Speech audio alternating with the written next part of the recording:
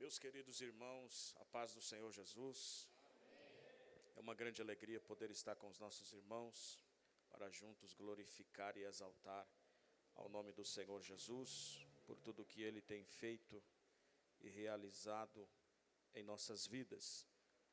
Eu quero agradecer aqui e louvar a Deus pela vida do pastor Rogério, bem como sua digníssima esposa, diaconisa Patrícia,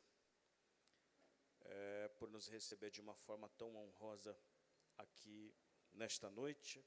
Também quero, com muita honra, agradecer aos líderes, os líderes de jovens e adolescentes, irmão Marcelo, Reinaldo e Rafael. Deus abençoe aos nossos queridos irmãos.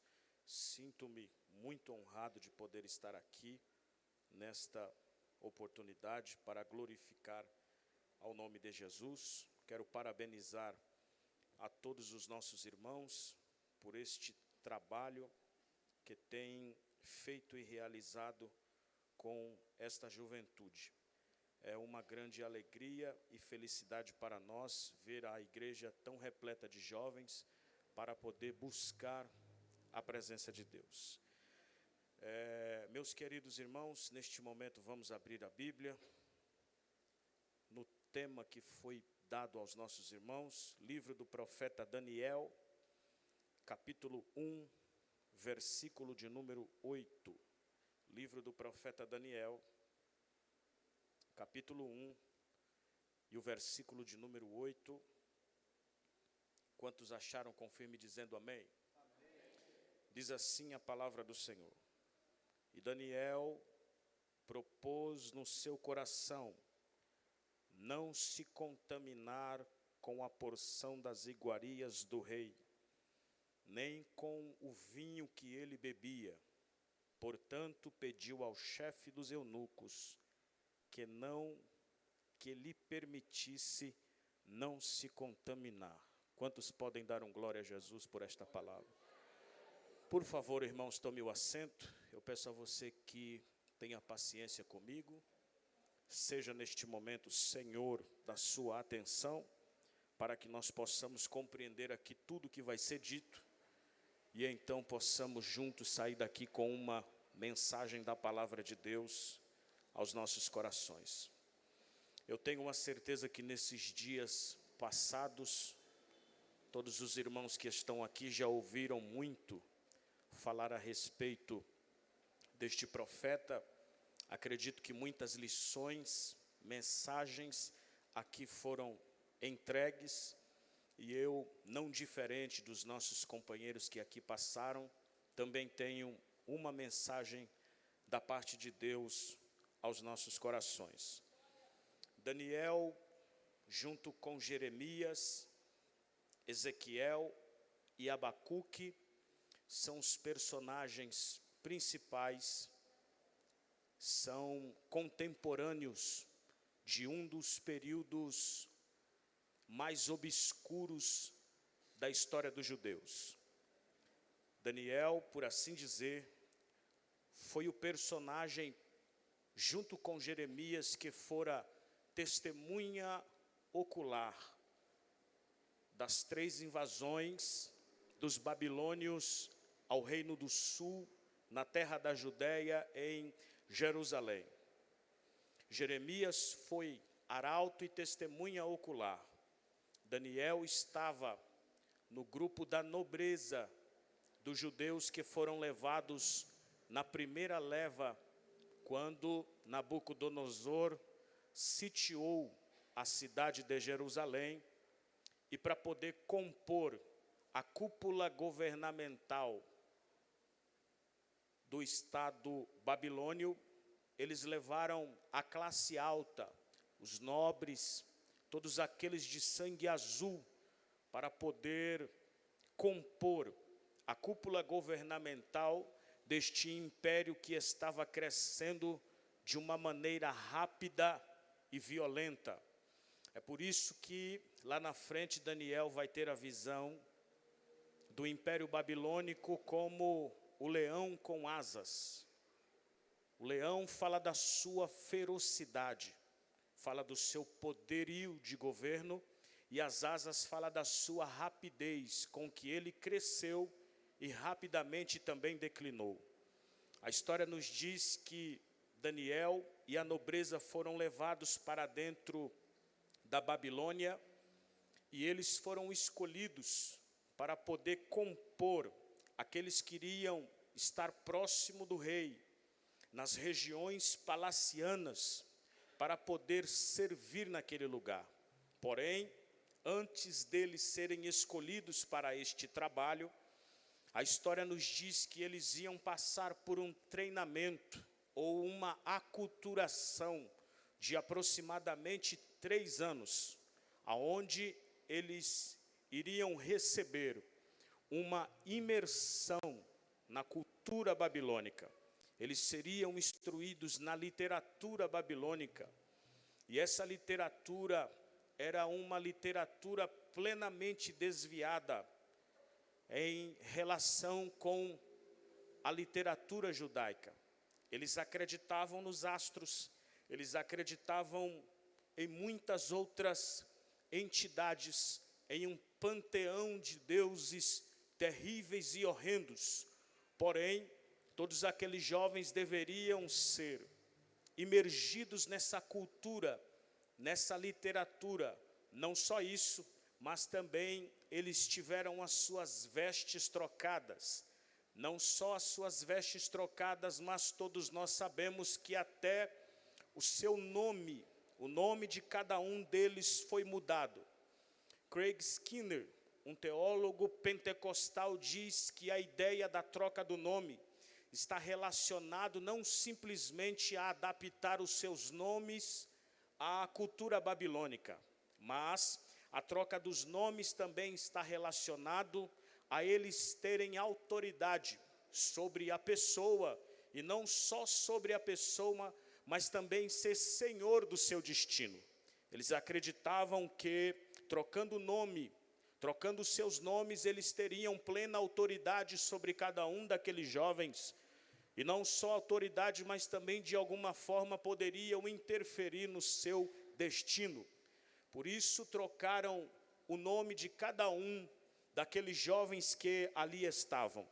Trocaram as suas vestimentas e fizeram uma imersão intensa de todos esses jovens dentro da cultura babilônica, para que de alguma forma eles viessem esquecer da cultura do seu estado, do seu país, e estar plenamente configurado, adaptado às culturas e ao costume babilônico. Eles viram toda essa mudança, observaram todas essas imposições. Porém, a história nos diz que quando chegou no momento em que eles foram destinar a comida, Daniel se levantou, porque Daniel não queria fazer parte do que era servido na mesa do rei. Eles não se opuseram à aculturação literária, eles não se opuseram à troca das vestes, eles não se opuseram à troca dos nomes, mas quando eles foram mexer nas leis dietéticas dos judeus, a história nos diz que Daniel se levantou e conversou com Aspenaz, com o eunuco responsável, a dizer a ele que não queria participar daquilo que era servido na mesa do rei. Nasce no nosso coração uma pergunta, nasce no nosso coração um questionamento: o porquê será que Daniel se levantou apenas para poder protestar em relação à comida? Daniel sabia muito bem dos seus costumes, das leis que regiam toda a alimentação dos judeus, e a postura de Daniel não está relacionada exclusivamente só à defesa das leis que regiam a alimentação dos judeus, mas Daniel sabia o costume que girava naqueles dias no período oriental, de que aquele que participasse de uma refeição, ou que comesse dos alimentos da mesa de qualquer pessoa, estava partilhando da mesma comunhão, estava partilhando do mesmo relacionamento, estava partilhando de uma conexão. Portanto, Daniel resolve não comer da mesa do rei para não aceitar um relacionamento direto com o rei. Porque quem comia da mesa do rei estava de acordo com o rei, estava no mesmo propósito que o rei, estava debaixo da mesma visão que o rei. Então Daniel vai fazer oposição, não só movido pela questão em sustentar a lei que regia sua alimentação, mas ele sabia que partilhando dos alimentos da mesa do rei, era uma mensagem direta para poder dizer que também tinha comunhão com aquele rei. Logo, nós vamos aprender algumas lições maravilhosas a respeito desse pensamento e desta atitude de Daniel. Daniel não come do que vem do rei, porque é bem alimentado com o que vem da mesa de Deus. Vou repetir para você poder entrar na mensagem e dar um glória a Deus. Daniel não come do que vem do rei, porque é bem alimentado com o que vem da mesa de Deus. Quem se alimenta da mesa de Deus, nunca se satisfará com a mesa do rei. Quem já provou dos manjares de Deus, nunca mais se deleitará com os manjares do diabo. Levante a mão lá em cima para receber. Quem já bebeu das fontes dos céus, nunca mais se satisfará com as fontes da terra. Por quê, pastor? Porque o que vem da mesa do rei satisfaz a carne, mas não alimenta o espírito. O que vem da mesa de Deus alimenta o espírito e não satisfaz a carne. Porque o que vem da mesa de Deus traz vida, o que vem da mesa do rei traz morte. Segura, o que vem da mesa do rei adoece, e o que vem da mesa de Deus traz vida. É por isso que Daniel resiste àquelas iguarias, e é por isso também que Jesus responde a Satanás dizendo: nem só de pão viverá o homem, mas de toda a palavra que vem da boca de Deus. Foi Satanás quem olhou para Jesus e disse para ele: se tu és o filho, transforma essas pedras em pães. E Jesus respondendo disse: está escrito, nem só de pão viverá o homem, mas de toda a palavra que sai da boca de Deus. Levante a mão para receber. O que prova que eu sou filho não é aquilo que eu transformo. Vou repetir para você poder entender. O que prova que eu sou filho não é aquilo que eu transformo. O que prova que eu sou filho é o quanto eu sou transformado por ele. Vou repetir porque só tem duas pessoas aqui comigo. Satanás disse a Jesus: se você é o filho, transforma pedras em pães. Jesus disse: nem só de pão viverá o homem, mas de toda a palavra que vem da boca de Deus. Logo nós aprendemos uma lição maravilhosa. O que prova que eu sou filho não é aquilo que eu transformo. O que prova que eu sou filho é o quanto eu sou transformado por ele. Oh, glória seja dada ao nome de Jesus. O que prova que eu sou filho não é aquilo que eu faço. O que prova que eu sou filho é o quanto ele fez em mim. Vou repetir para você entrar na mensagem. O que prova que eu sou filho não é aquilo que eu faço. O que prova que eu sou filho é o quanto ele fez em mim. Lá vai. O que revela que eu sou filho não é o tanto que eu prego, é o tanto que eu vivo. O que revela que eu sou filho não é o quanto eu canto, é como eu adoro.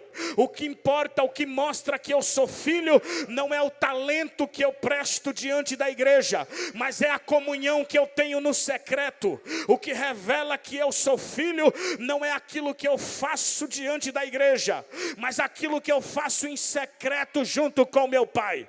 Levante a mão para receber, porque eu tenho uma profecia da parte de Deus. Nesta noite aqui, o Senhor Jesus vai trazer um renovo sobre as nossas vidas. vai trazer ânimo sobre o nosso coração, para que nós possamos nos levantar como Daniel e resistir às iguarias do rei, resistir os manjares do mundo, resistir os manjares de Satanás. Todos os dias Satanás bate na sua porta, através do celular, através da televisão, para poder te oferecer iguarias. Mas eu quero acreditar que hoje aqui nesta igreja, Deus vai levantar uma geração de Daniéis que resiste às iguarias do rei, que o rei pegue as suas iguarias e ofereça para outros, que Satanás busque outro lugar para bagunçar, que a pombagira procure outro lugar para poder fazer festa, que Zé Pilintra procure outra casa para poder fazer festa, porque aonde tem um Daniel, o inferno não prevalece, o inferno não prevalece. Eu quero acreditar em nome de Jesus, que nesta noite aqui Deus vai levantar uma geração de jovens corajosos para poder destronar demônios, destronar a Satanás. Cheio do Espírito Santo, você sairá daqui nesta noite. Entrou aqui querendo parar, entrou aqui desanimado, entrou aqui querendo sair da mocidade, entrou aqui sem mesmo saber o que é que está fazendo aqui. Talvez chegou aqui obrigado pela mãe, mas vai saber que tem uma chamada sobre a sua cabeça, sobre a sua vida. Deus não te chamou para ser covarde no meio desta geração. Deus não te chamou para ser um calça frouxa de igreja. Ele te chamou para ser um Daniel no meio desta geração corrompida, para poder pisar na cabeça do diabo. Deixa eu ver quem está comigo nesta palavra. Levante a mão e por alguns segundos adore o nome de Jesus. Pega na mão dessa pessoa que está do seu lado, segura na mão desse jovem aí, pega na mão dessa pessoa e diga para ele: hoje você vai sair decidido daqui, ou você vai se conformar, ou você vai sair daqui desconformado, ou você é parte daqueles que fazem parte da forma, ou você vai sair daqui chutando essa forma e dizendo que a forma do mundo não se apega sobre a sua vida.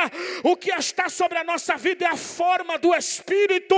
É Ele que nos transforma, é Ele que nos molda na pessoa e na imagem de Jesus Cristo.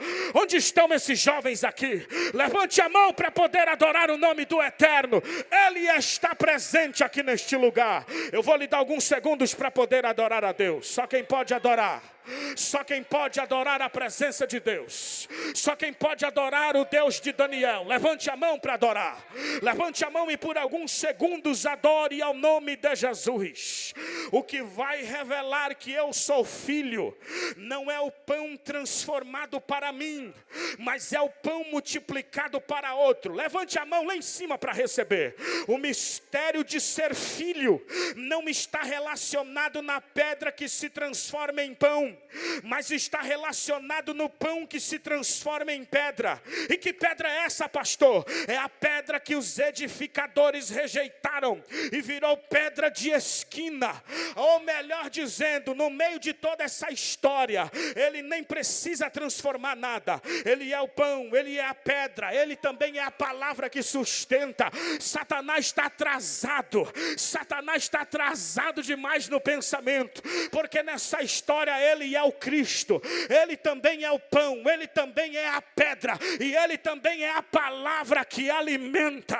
Oh, glória seja dada ao nome de Jesus. Levante a mão para receber. A sua casa não vai ser envergonhada, os seus filhos não serão envergonhados, esta mocidade não vai ser envergonhada, este ministério não vai ser envergonhado. Quem sairá daqui envergonhado é o diabo. O diabo é que vai sair daqui envergonhado, porque nós estamos recebendo autorização de Deus para poder pisar na cabeça do diabo, e ele vai sair da... Deixa eu ver quem está comigo nesta palavra. Levante a mão para poder adorar a Deus.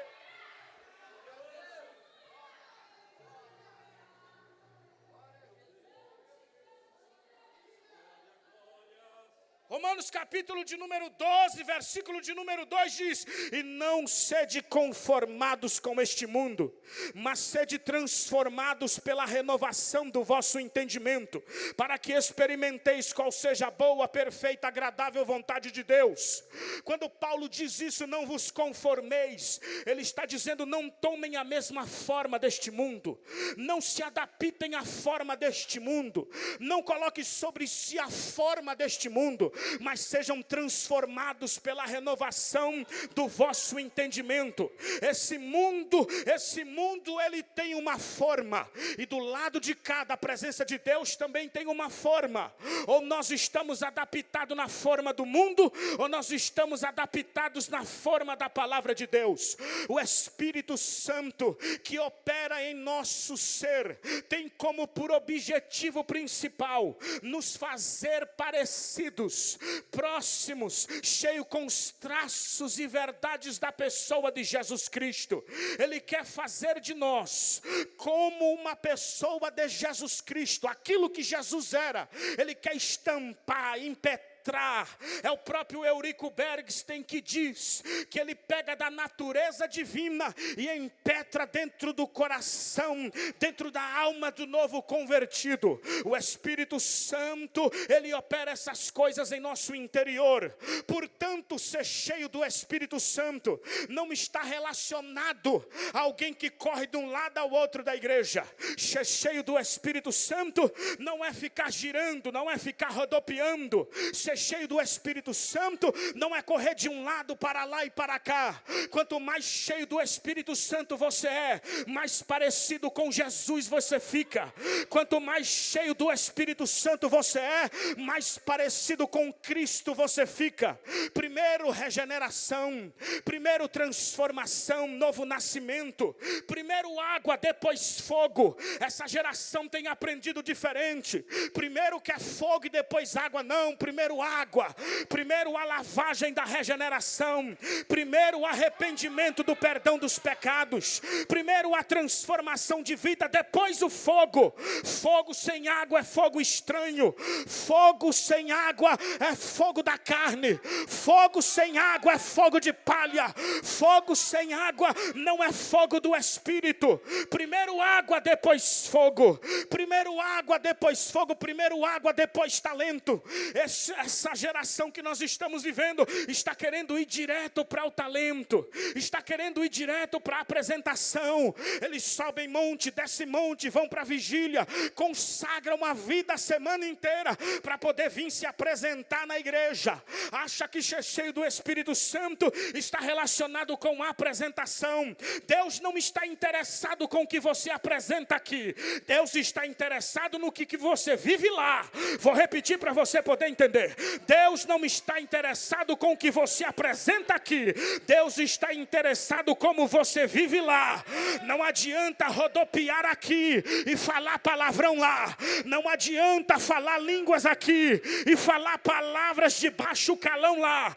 Não adianta correr de um lado para outro aqui e não manifestar a glória de Deus lá. Pentecostalismo de verdade manifesta-se aqui para poder impactar a casa, a família, os filhos, a mãe, o pai.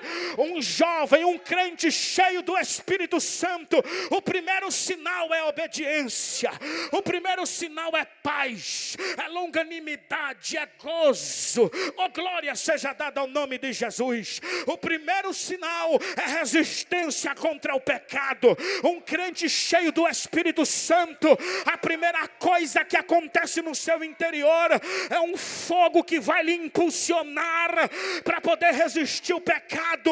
É como Daniel, que assentou no seu coração, dizendo: não vou me contaminar com os manjares do rei. Um jovem cheio do Espírito Santo, um crente cheio do Espírito Santo, ele assenta no seu coração não se contaminar com o pecado. Ele se revolta contra a pornografia, ele se revolta contra a iniquidade, ele se revolta luta contra os vícios, ele faz uma declaração de guerra contra o pecado, contra Satanás, e o diabo não acha lugar na sua vida, nem na sua casa, e tem que pegar as coisas deles e bater em retirada, porque é o tempo da glória do Espírito Santo em nosso ser. Quantos estão comigo nesta palavra? Levante a mão para poder adorar o Eterno aqui neste lugar.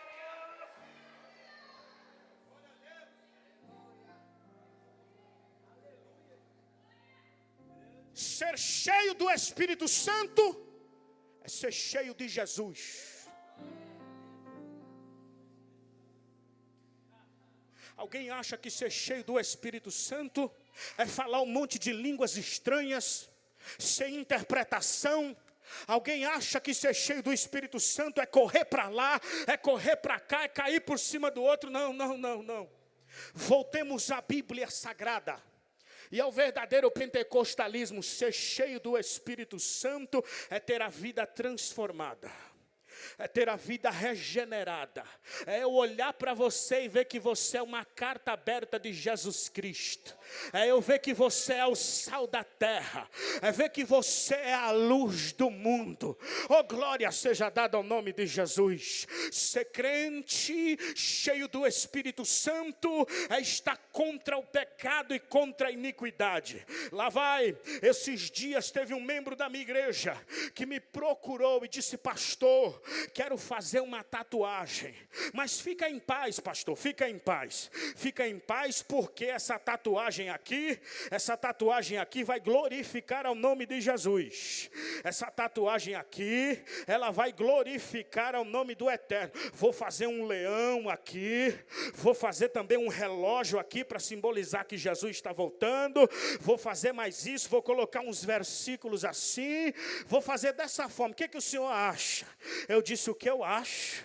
Eu acho que, em primeiro lugar, isso é uma grande meninice, porque um crente verdadeiro, ele não precisa marcar o corpo para poder glorificar a Jesus. Aí ele disse assim para mim: mas na Bíblia não tem nenhum texto que proíba.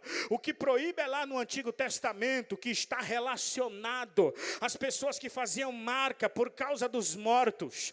Não tem nenhum texto que proíba. E eu disse assim para ele: você fica em paz porque não tem um texto que proíba, e não se preocupa porque também não tem um texto que diz ao favor? Se eu fosse você, eu temia muito mais, porque não tem um texto dizendo ao favor. Você está dizendo para mim que não tem um texto que proíba, e eu também estou dizendo para você: não existe um texto que também fale ao favor. Você não teme isso? Você não teme isso? Aí ele disse para mim: ah, mas eu não temo isso não. Segura a mão lá em cima para poder receber o que eu vou entregar aqui da parte de Deus. Eu disse para ele: se você quer glorificar a Jesus na sua carne, se você quer glorificar a Jesus no seu corpo, não faça marcas, não faça desenhos. Pega a senha. Gálatas capítulo 6 e verso de número 17, Paulo disse: desde agora ninguém me inquiete, porque eu trago no meu corpo as marcas do Senhor Jesus Cristo. A palavra marca aqui no grego original significa estigma, que está relacionado a marcas de perfurações. Paulo estava dizendo que as marcas que ele traz no corpo não são desenhos feitos por mãos de tatuadores, são as marcas das perseguições, aflições que ele passou na caminhada do serviço a Deus, as pancadas que ele levou, as chicotadas que ele levou, as perseguições por onde ele passou, deixou marcas no seu corpo. Então ele olha para aquelas marcas e diz: eu trago no meu corpo as marcas de Jesus Cristo. As marcas que glorificam a Deus não são feitas por mãos de tatuadores. As marcas que glorificam a Deus são marcas de perseguições por viver um evangelho de verdade, por viver com uma vida santa, santa, reta. Portanto, digo a esta geração: você quer marcas no seu corpo que glorifiquem a Deus? Sirva a Jesus de verdade. Sirva a Jesus de verdade. Essas marcas que alguns de nós temos serão trocadas por coroas e diademas naquele grande dia do tribunal de Cristo, em que depois do arrebatamento nós nos encontraremos com Ele nos ares, participaremos do tribunal de Cristo. As nossas aflições, as nossas lágrimas, as nossas dores, as nossas preocupações, as nossas problemáticas na alma, tudo serão trocado por coroas, diademas e galardões. Naquele grande dia, essas tatuagens não chegarão, ficarão nesta terra. Isso não glorifica a Deus. O que glorifica a Deus são marcas de verdade pelas perseguições e aflições dessa vida. Quantos entendem esta palavra? Levante a mão para poder adorar a Deus.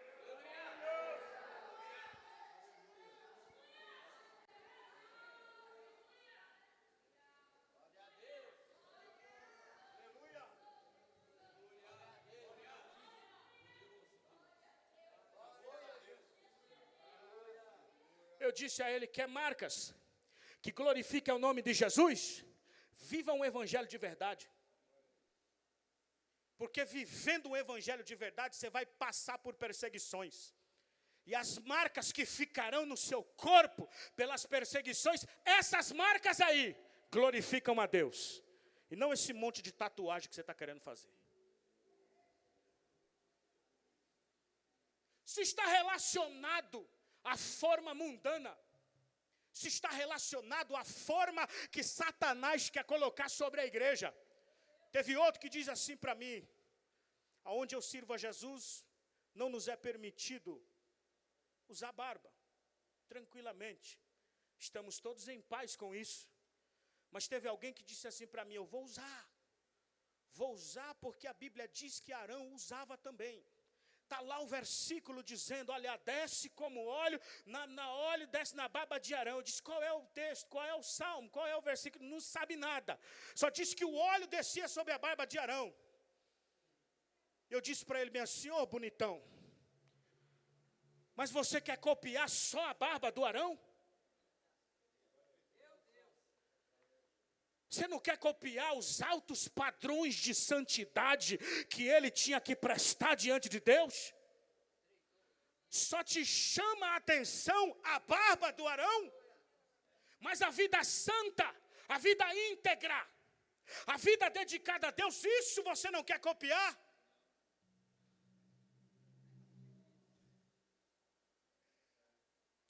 Não vos conformeis com este mundo, mas transformai-vos pela renovação do vosso entendimento, para que experimentei qual seja a boa, agradável e perfeita vontade de Deus. Quantos ainda estão comigo aqui nesta mensagem? Levante a mão para poder adorar a Deus.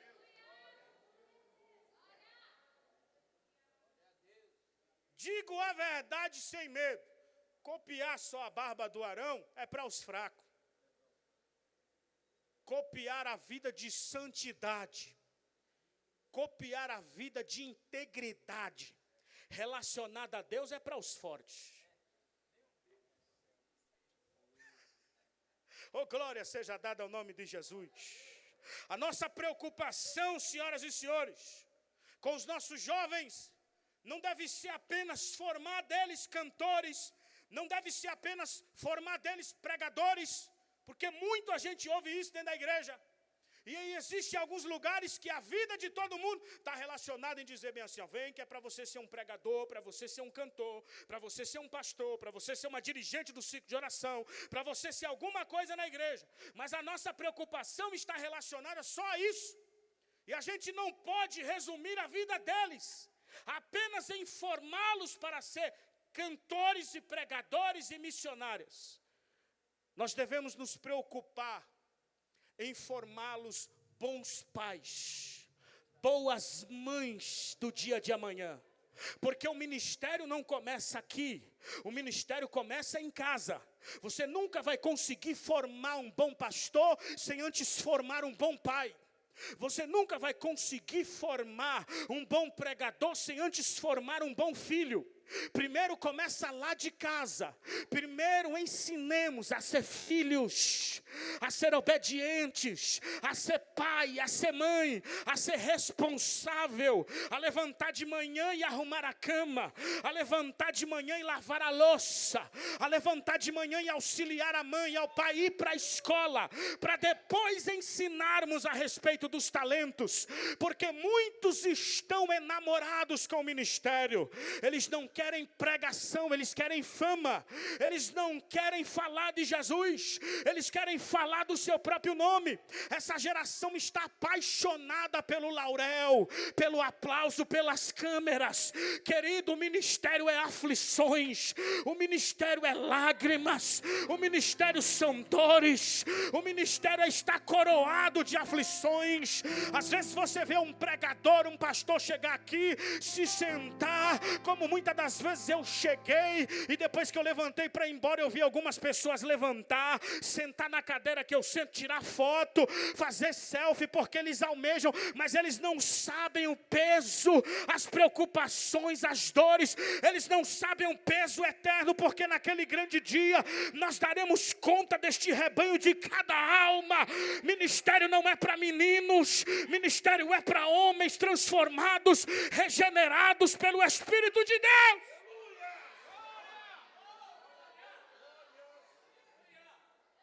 Eu poderia aqui pegar uma das minhas melhores mensagens e vir aqui com a conversinha fiada e dizer bem assim, ó, chegou aqui, Jesus mudou a mensagem e eu quero trazer essa mensagem para poder impressionar, fazer agenda. Não, como todo bom assembleiano, eu preciso ser fiel ao tema que Deus deu aos nossos irmãos, porque é isso que Ele quer falar com esta igreja.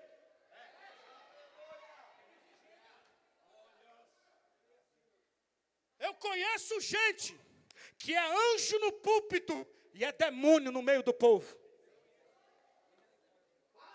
Chega aqui e apresenta uma oratória. Irmão, fala bonito, canta bonito, aquele negócio tremendo que a gente fica maravilhado. Mas não tem vida com Deus. Não tem vida de oração. Reclama quando o culto demora para acabar. Ô irmão, você gasta 4 horas, 5, 6 horas maratonando uma série na Netflix e não aguenta um culto de 2 horas, você precisa nascer de novo.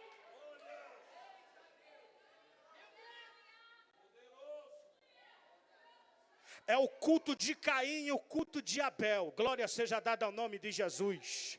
A Bíblia diz que Abel oferecia da primícia das suas ovelhas.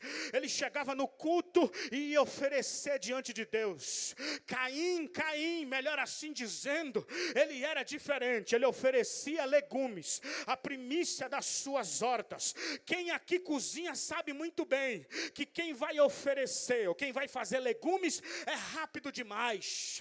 Quem faz uma costela tem que esperar a costela primeiro cozinhar, aí depois você joga ali a mandioca ou joga a batata no final, porque a gente sabe que é rápido. É o culto de Caim. O culto de Caim é aquele culto relâmpago, aquele culto que eu piso na igreja, prega logo, pastor, ora logo, canta logo que eu preciso ir embora. É aquele culto onde a pessoa oferece só da primícia dos legumes. O culto de Abel é diferente. O culto de Abel é demorado demais. Por quê? Porque para poder assar até virar cinza um cordeiro demora de 5 a 7 horas no fogo, e Abel na presença de Deus. Eu faço parte dessa geração de Abel que ama estar na presença de Deus, que gosta de chegar no culto com um cordeiro, ver o fogo aceso, ver a presença de Deus inundando as nossas vidas. Eu não faço parte dessa geração de Caim que quer chegar na igreja e ir embora logo, que não aguenta ficar até a bênção apostólica, que dá formigamento, querendo voltar para casa, para poder ficar com a cara no celular. Eu faço parte da geração de Abel.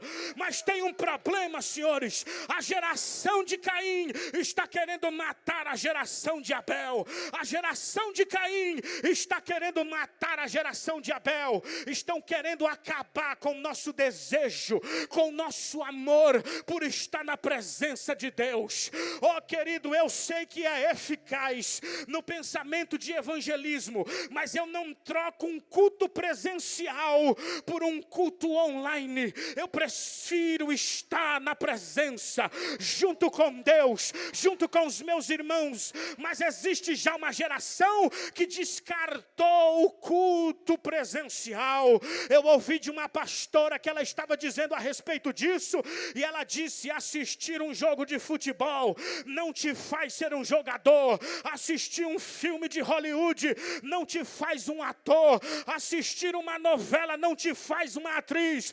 Portanto, assistir o culto online também não te faz adorador. Foi Paulo que disse que nós devemos apresentar os nossos corpos vivos em sacrifício vivo, santo e agradável a Deus. O culto a Deus é presencial. Aonde você está aqui nesta noite, meu filho? Você está lá ou você está aqui? Se você está aqui, dá um pulo dessa cadeira, solte o grito de glória para adorar a Deus aqui neste lugar.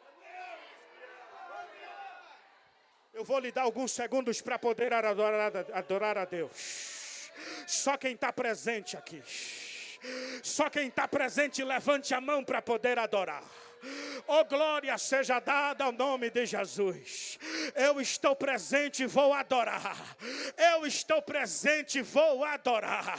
Levante a mão e adore ao nome de Jesus, o nome do Cordeiro. Porque Ele...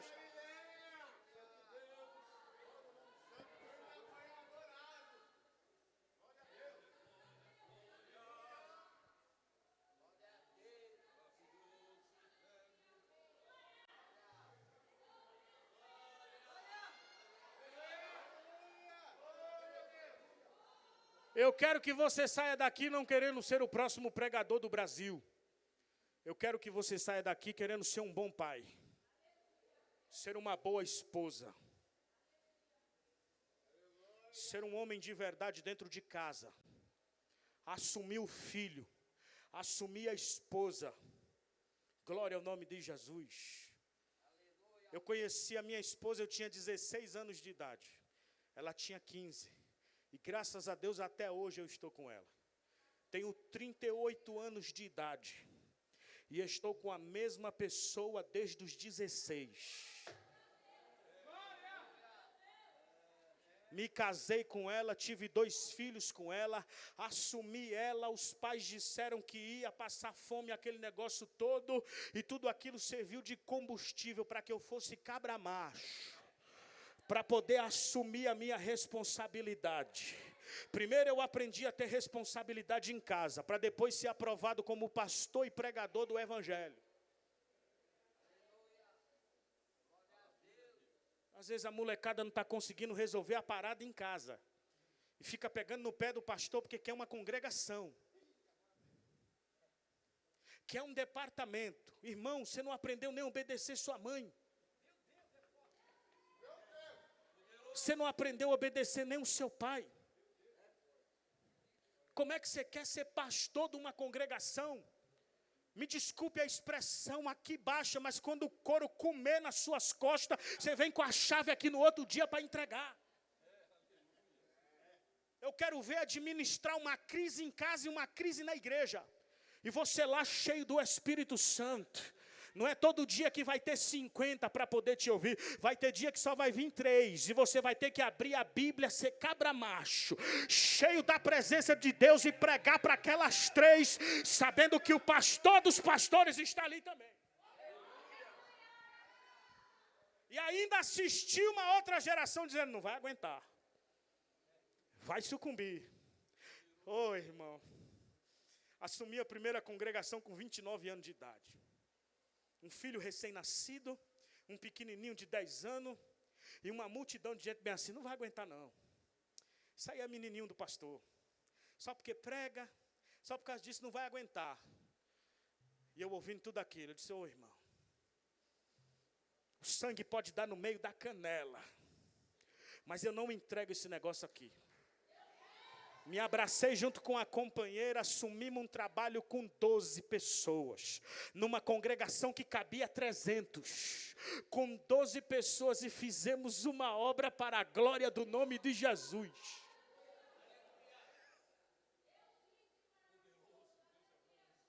A nossa atitude em relação aos nossos jovens precisa estar relacionado com a atitude de rispa. Alguém está me entendendo? Diga amém. A Bíblia diz que os filhos já estavam mortos, mas olha a atitude dessa mulher. Jogou um saco de silício em cima de uma penha, se deitou e ficou à espreita dos filhos mortos, para que nenhuma ave viesse acabar com a carne dos seus filhos, e nem os animais do campo viessem dilacerar eles. O que é isso, pastor? Existem pais que têm filhos desviados, mas não é porque os filhos estão desviados, mortos, que nós vamos entregar eles às aves de rapina. Ter um filho morto dentro de casa, um filho desviado dentro de casa, não é permissão para Satanás entrar lá e fazer o que quiser. Eles podem estar mortos dentro de casa, mas tem uma rispa viva, acordada. Se vir aqui, vai sair daqui correndo. Por quê? Porque tem uma geração que está morta, mas tem uma outra geração que está viva. Viva. E aonde tem gente viva, o Satanás não entra para bagunçar.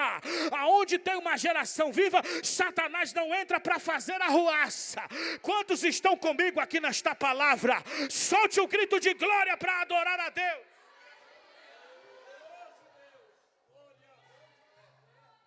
É como Paulo que está discursando, e a Bíblia diz que o discurso dele se alongou sobremaneira.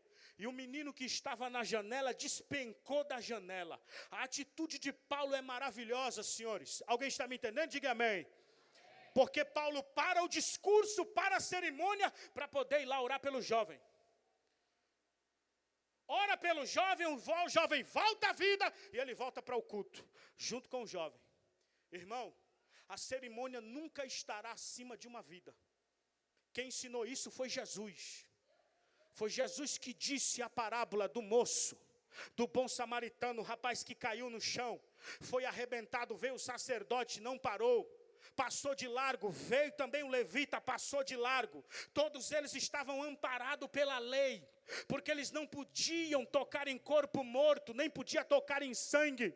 Mas veio um bom samaritano que não está relacionado à lei e levantou aquele moço de lá.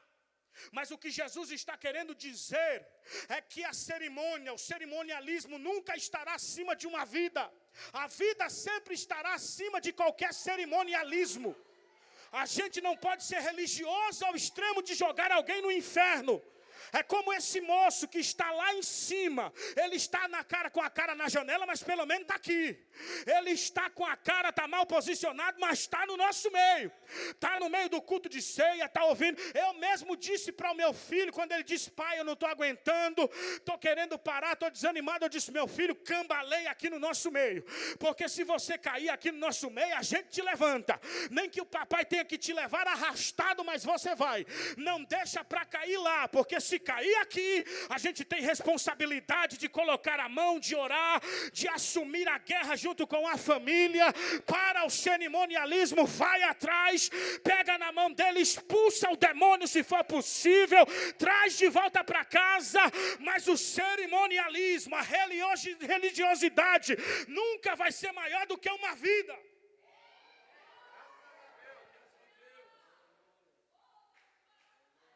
A vida está acima de qualquer cerimônia. Glória seja dada ao nome de Jesus. Foi Paulo quem parou o discurso. Foi Paulo quem parou todo o cerimonial, diz: para tudo, para a reunião, para as músicas, para tudo agora. Caiu alguém de cima da janela. Vamos lá e vamos orar por esse menino. Orou pelo menino, a vida estava nele, voltou para o culto e o menino voltou para o culto também. Porque avivamento é isso, avivamento te põe dentro do culto. Avivamento que só traz você domingo à noite não é avivamento. Avivamento que só traz você em dia de festa não é avivamento. Avivamento de verdade te coloca no culto, na presença, na oração na segunda-feira, no culto de ensinamento, na escola bíblica dominical. Produz sede, produz vontade, desejo de estar na presença de Deus. Quantos aqui estão desejosos pela presença? Levante a mão e solte o grito de glória para adorar a Deus.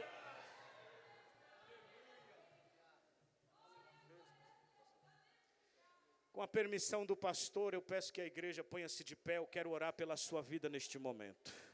Segura na mão desse jovem, desta mulher, desse irmão que está do seu lado. Pega na mão dele bem forte. Nós vamos orar a Deus por um genuíno avivamento que nos faça sentar no nosso coração, não nos deleitarmos com os manjares deste mundo. Querido Deus, em nome de Jesus, ó Deus dos exércitos, a sua mensagem e a sua palavra foi ministrada aos nossos corações. No nome de Jesus Cristo Nazareno, vem trazendo vida, vem trazendo ânimo, vem trazendo força, vem trazendo genuíno avivamento sobre essas vidas, sobre esses jovens, sobre esses obreiros, sobre a nossa vida nesta noite, para que nós recebamos uma descarga de glória vinda do alto, para que nós possamos renunciar às paixões e o pecado que tão de perto nos rodeia. Que Satanás saia daqui nesta noite decepcionado, que Satanás saia daqui nesta noite desanimado por não encontrar lugares em corações, em vidas, para poder possuí-los e fazê-los instrumentos do inferno, mas que o teu Santo Espírito ache vida em nosso coração, ache vida em nossa alma, ache vida, ache lugar dentro de nós, para que nós possamos servi-lo em espírito e em verdade, para que sejamos avivados nesta geração, para que sejamos avivados nesses últimos dias, para que em nome de Jesus, até o soar da última trombeta, a nossa casa seja possuída pela sua glória, seja possuída pela sua graça. Vai movendo os corações nesta noite, vai movendo os corações nesta hora, vai movendo os corações neste dia.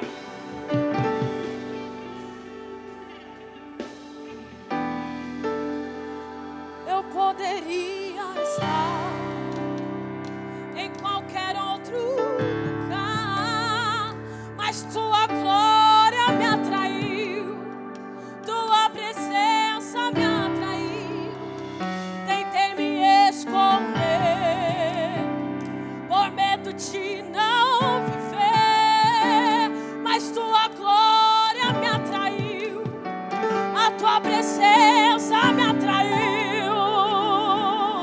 É que a sarça pegou fogo e não se consumiu, e a voz que saiu dela o dia me atraiu, e o meu coração queimou até que descobriu que um dia com tua glória vale mais que mil. É que a sarça pegou fogo e não se consumiu, e a voz que saiu dela o dia me atraiu, e o meu coração queimou até que descobriu que um dia com tua glória vale mais que mil. Tem alguém aqui nesta noite que ouviu esta palavra e quer entregar a sua vida a Jesus? Levante uma das mãos, eu quero orar pela sua vida. Alguém que ouviu esta palavra e quer se reconciliar com Jesus, este é o momento.